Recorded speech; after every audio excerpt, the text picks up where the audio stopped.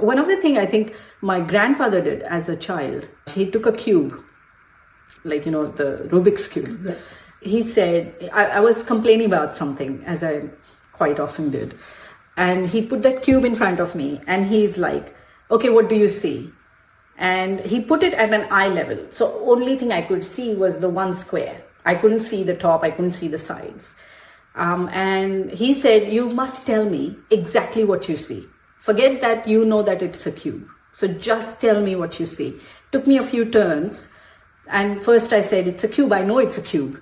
And he's like, no, tell me, what do you see? And I said, I finally figured out what it is that he's asking. And he said, okay, so you see this one square. And then he turned it ever so lightly. And he said, now tell me, what do you see?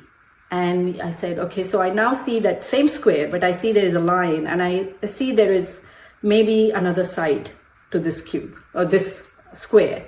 And then he turned it a little further towards me. And then he said, what do you see now? And I said, okay, now I see the third side of it.